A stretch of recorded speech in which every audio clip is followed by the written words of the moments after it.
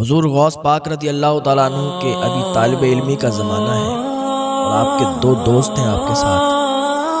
تو اس time Baghdad کے اندر ایک غوث کے نام سے بہت مشہور انسان تھا، وہ اللہ کا ولی تھا. لوگ اس کے پاس آتے تھے، وہ جب چاہتا تھا حاضر ہو جاتا تھا، جب چاہتا تھا غائب ہو جاتا تھا. ایک دن حضور غوث پاک رضی اللہ تعالیٰ عنہ نے ان دونوں دوستوں سے کہا چلو ان سے ملاقات کر کے آتے ہیں. تو ایک دوست نے کہا کہ میں ایسا سوال کروں گا کہ وہ لاجواب ہو جائیں گے، میرے سوال کا جواب نہیں دے پائیں گے. دوسرے نے کہا ہاں مجھے بھی ایسا ارادہ ہے، میں بھی ان سے ایک سوال کروں گا اور ان کو لاجواب کر دوں گا. لیکن حضور غوث پاک فرماتے ہیں میں تو صرف ان سے ملنا چاہتا ہوں، میرا تو بس ملنے کا ارادہ ہے، کوئی سوال جواب کا ارادہ نہیں ہے. بس ایسی ہستی ہے کہ خود ظاہر ہوتے ہیں خود غائب ہو جاتے ہیں. اللہ کے نیک بندے ہیں، ملاقات کرنے کا دل ہو رہا ہے ملاقات کر کے چلا ہوں گا. تینوں لوگ نکلتے ہیں مدرسے سے اور جاتے ہیں بغداد میں ان اللہ والے سے ملنے، اور چلتے چلتے سفر طے کرتے کرتے اور منزل پر پہنچ جاتے ہیں، یعنی اسی اللہ والے کے مکان پر پہنچ جاتے ہیں. لیکن اس ٹائم وہ وہاں موجود نہیں تھا، ایک دم ظاہر ہوا تو جو حضور غوث پاک رضی اللہ تعالیٰ عنہ کے ساتھ دو ساتھی گئے ہوئے تھے، میں سے ایک ساتھی سے انہوں نے فرمایا کہ تم مجھ سے سوال کرنا چاہتے ہو کہ سوال کرو گے میں لاجواب ہو جاؤں گا. سنو تمہارا سوال یہ ہے اور اس کا جواب یہ ہے.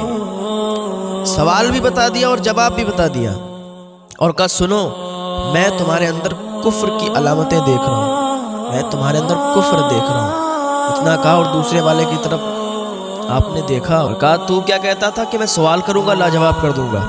تو سن تیری اس بے ادبی کی وجہ سے میں دیکھ رہا ہوں کہ دنیا تیرے کانوں تک پہنچ چکی ہے، دنیا کو تیرے کانوں تک پہنچتا ہوا دیکھ رہا ہوں. اتنا کہا پھر حضور غوث پاک کی طرف دیکھا اور کہا بیٹے میں دیکھ رہا ہوں کہ تم ایک دن منبر پر کھڑے ہوگے اور تقریر کر رہے ہوگے، باز کر رہے ہوگے اور یہ اعلان کرو گے کہ میرا قدم تمام اولیاء گردنوں پر ہے اور سارے ولی اپنی اپنی گردنوں کو جھکا لیں گے. میں دیکھ رہا ہوں. حضور غوث پاک رضی اللہ تعالیٰ عنہ اور ان کے دونوں ساتھی وہ واپس چلے آئے مدرسے میں. وقت گزرتا جا رہا تھا، تینوں ساتھی محنت کر رہے تھے، مدرسے میں پڑھائی کر رہے تھے. حضور غوث پاک رضی اللہ تعالیٰ عنہ بھی پڑھ گئے اور وہ دونوں جو ساتھی تھے وہ بھی پڑھ کر اچھے عالم ہوئے. وقت دھیرے دھیرے گزر رہا تھا. ادھر حضور غوث پاک رضی اللہ تعالیٰ عنہ بھی ایک جید عالم دین بن چکے تھے، ان کے وہ دوست بھی جید عالم دین بن چکے تھے. اب وقت وہ آ چکا تھا جو اس غوث نے کہا تھا، جو وہ غوث مشہور تھا، اس نے کہا تھا کہ بیٹے تم سچے ہو، تمہارا ارادہ سچا ہے، تم منبر پر کھڑے ہوگے بغداد کے اور ایسا ایسا کہو گے.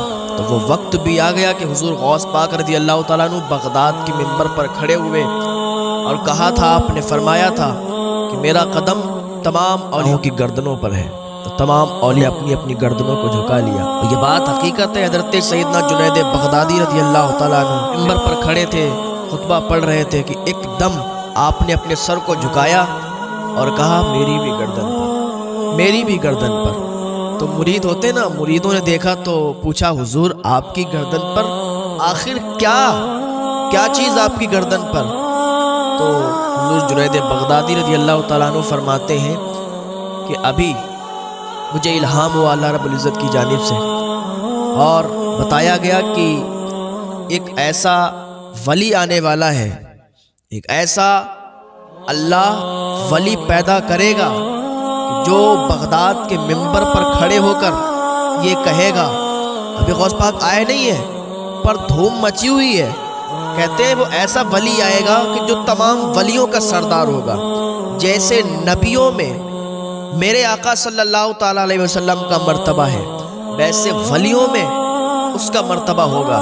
جنید بغدادی فرماتے ہیں کہ میں نے اپنی گردن اس لیے جھکائی کیونکہ مجھے ابھی معلوم چلا کہ بغداد شریف میں ایک ایسا ولی آئے گا، بغداد شریف کے منبر پر کھڑا ہو کر کہے گا میرا قدم تمام اولیاء گردنوں پر ہے. تو میں نے عرض کیا مولا وہ کہے گا تب کہے گا، لیکن جنید ابھی اپنی گردن کو جھکاتا ہے اور کہتا ہے میری بھی گردن پر. سبحان اللہ. ابھی آئے نہیں حضور غوث پاک پر چرچے چل رہے ہیں، ذکر چل رہا ہے، یہ حضور غوث پاک کی شان ہے۔ تو میں عرض کر رہا تھا کہ وقت آ چکا تھا کہ آپ بغداد کے منبر پر کھڑے ہو کر کہتے ہیں تو اس غوث کی یہ بات سچ ہوئی۔ غوث نے دو باتیں اور کہی تھیں آپ کے دوستوں کے متعلق۔ ایک نے جو کہا تھا کہ میں ان سے سوال کروں گا لاجواب کر دوں گا، سب سے پہلے والے نے تو بات انہوں نے کہی تھی کہ تیرے اندر میں دیکھ رہا ہوں کفر کی جھلکیاں دیکھ رہا ہوں۔ تو کیا ہوا کہ اپنے وقت کا جید عالم بنا، بہت بڑا عالم بنا، یہاں تک کہ بادشاہ روم نے اسے اپنے قریب کر لیا۔ بادشاہ روم اس کو اپنے پاس بٹھانے لگا، اس کی عزت بہت کرنے لگا، تعظیم بہت کرنے لگا، یہاں تک کہ اس نے لوگوں کو چیلنج کرنا شروع کر دیا، لوگوں سے مناظرے کرنا شروع کر دیا، ایک اچھی خاصی عزت کمائی، مناظرے بھی جیتنے لگا۔ بادشاہ روم کو اس پر بہت بھروسہ ہو گیا، وہیں کی ایک لڑکی پر اس کا دل آ گیا۔ تو بادشاہ روم سے کہنے لگا کہ حضور میری اس کے ساتھ آپ شادی کروا دیجئے، میں اس سے بڑا پیار کرنے لگا ہوں۔ تو بادشاہ روم نے کہا اچھا اگر تو اس سے شادی کرنا چاہتا ہے تو عیسائی دھرم قبول کر لے۔ اس نے عیسائی دھرم قبول کر لیا، کفر کے دلدل میں پھنس گیا۔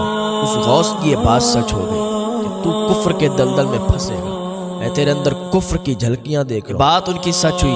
اب دوسرے والے کی طرف آئیے۔ دوسرے والے کے لیے بھی انہوں نے فرمایا تھا کہ میں دنیا کو تیرے کانوں کی طرف دیکھ رہا ہوں، میں تیرے کانوں کے نیچے دنیا کو دیکھ رہا ہوں۔ اس نے بھی بڑی عزت کمائی، بڑا رتبہ اور اتنی عزت کمائی کہ ادھر باز کیا، ادھر تقریر کی، ادھر ادھر مشہور ہو کے اور اتنا رتبہ کما لیا کہ نور الدین زنگی نے اسے حاکم بنا دیا۔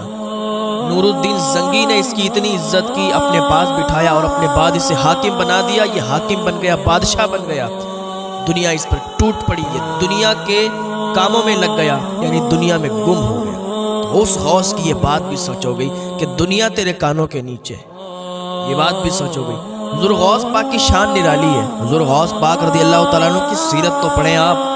حضور غوث پاک رضی اللہ تعالیٰ عنہ پر ایسا بھی وقت آیا کہ 1 سال تک آپ نے کھانا نہیں کھایا، 1 سال تک آپ نے پتے کھائے ہیں، اور 1 سال ایسا آیا کہ آپ نے اپنے رب سے وعدہ کیا، اللہ رب العزت سے وعدہ کیا، اے مالک، اے پروردگار، جب تک تو نہیں کھلائے گا، جب تک عبد القادر کھائے گا نہیں، تو کھلائے گا تو کھائے گا، تو پلائے گا تو پیے گا۔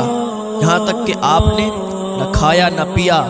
1 دن گزرا، 2 دن گزرے، 3 دن گزرے، 10، 15، 20، یہاں تک کہ 40 یا اس سے کچھ کم یا زائد دن گزرے تو حضرت خضر علیہ السلام آئے۔ غوث پاک نے کچھ نہیں کھایا نہ کچھ پیا۔